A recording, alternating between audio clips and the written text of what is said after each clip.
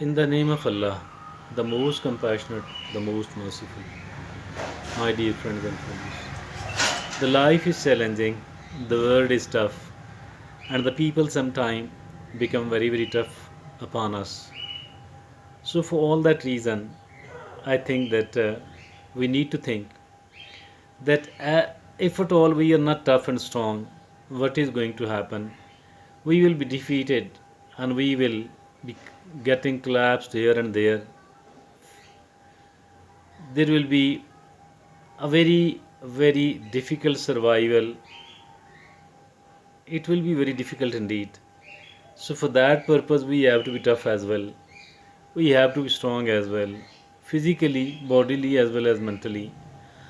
And bodily strong, that's very, very important indeed. But it is even more strong, it is more important to become mentally strong. It is even more important to become mentally strong. So, the mental strength actually generate all sort of strengths, all sort of positive, constructive, useful, beneficial strengths. So we do have to become mentally strong person first and foremost. That's extremely important. And this mental strength is going to become our topic of today's discussion. We have chosen a beautiful, useful article on the subject as well. And this article has been authored by Joyce and Isidro, a bit difficult, unfamiliar name. But he is a researcher and a writer.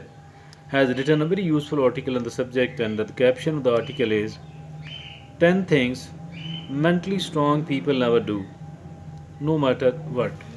So these are the 10 things which a mentally strong person will never do, never ever do, no matter what happens, but they will not be seen doing any of these 10 things.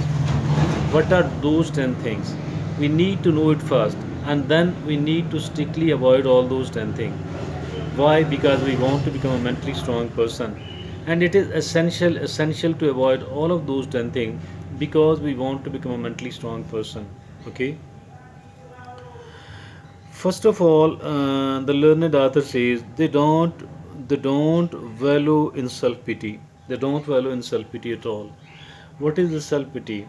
You know, oh alas, I'm a very poor man. I have been victimized here and there. The things does not happen good with me at all. I'm a bad person of luck. I am not an intelligent person. So all of these things are the self pity. I think this self pity is the it actually means that we will remain a victim for the rest of our life as well. It actually means that we will remain weak for the rest of our life as well. We shouldn't be doing that at all. Self pity is a kind of cancer. I think each one of us need to avoid that. We need to keep ourselves in the empowered state of mind. That's very, very important. No need to become a self pity person at all. Rather, we need to consider ourselves as a lucky person, and we need to prove that we are a lucky person by our thinking, by our talks, and by our actions. They don't value in self pity. Number two, they don't repeat the same mistakes over and over. Each one of us makes the mistakes. To err is human.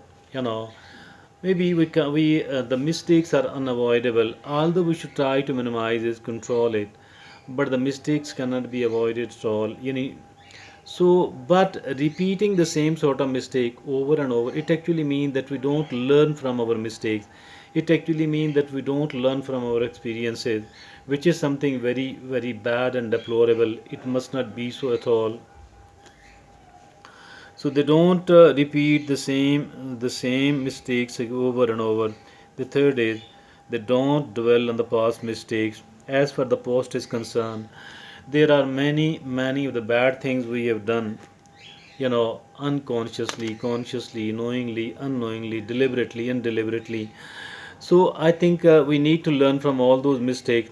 But dwelling in those mistakes of the past, I think that is again something very bad, and it doesn't allow us to perform well in the present. And if at all we are not performing well in our present, what is going to happen then? Our past will, because today will become a yesterday, Today will become a yesterday, and the present will become a past within no span, within a very little amount of the time, or within no time. I think for that purpose, I think I'm of the view that we don't need to dwell our on the past mistakes at all. Learn from those mistakes and move on. And the fourth is they don't worry about things they cannot control. They don't, if at all if at all you, anyone else, if at all we are worrying about the things beyond our control, what can we do then? I think it's absolutely debilitating thoughts. We shouldn't be doing that at all. We should not be doing that at all.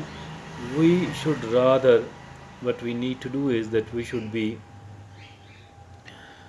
never worry about the things which are beyond our control. We should never worry about any of those things at all. They don't change themselves to please others. Changing ourselves for better, it's very, very important. Trying to remove the mistakes we have been doing, it's very, very important. Adopting the new good habits, it's very, very important. But changing ourselves just to please others, that's bad indeed. We shouldn't be doing it at all. The next is they don't worry too much about what others think. They don't worry too much about what others think. We should not be worrying too much about what others think at all. Instead, I think that we should be confident enough. We do have to think whether it is right or wrong, but we should not worry much about that at all. What others think. The next is they don't engage in self sabotage. They don't engage in self sabotage at all. Mean, if at all a person is frustrated, only then someone else can go for the self sabotage, intentionally, you know, making yourself a failure, making ourselves an unsuccessful person. That is the self sabotage. They never do that at all because it comes out of the frustration, and the frustration doesn't get closer to a person who is mentally strong. They don't avoid accountability. Yes, they don't avoid accountability at all.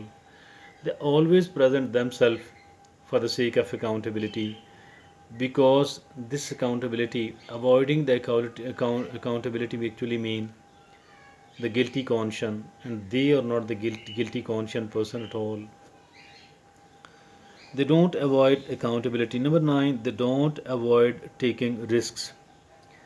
Taking risks unnecessarily, that's not good at all. But taking the risk where it is necessary, that's very important for our success.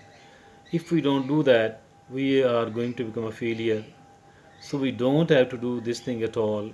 You know, we shall be taking the necessary, the calculated, the well considered, pre considered risk.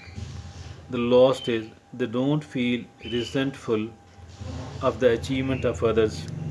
They don't feel resentful. They don't feel resentful of the achievements of others. They don't feel resentment, rather they feel happy, because they think that if at all somebody can develop and prosper, I can develop and prosper as well. So I need to feel inspired, I need to feel motivated. So why to feel resentful? They don't feel resentful at all. So that is, these were the 10 very important things a mentally strong person never do. I think that if at all we want to become a mentally strong person, we should be never doing it. We should be never doing it. It is really, really important. Thank you. Jazakallah.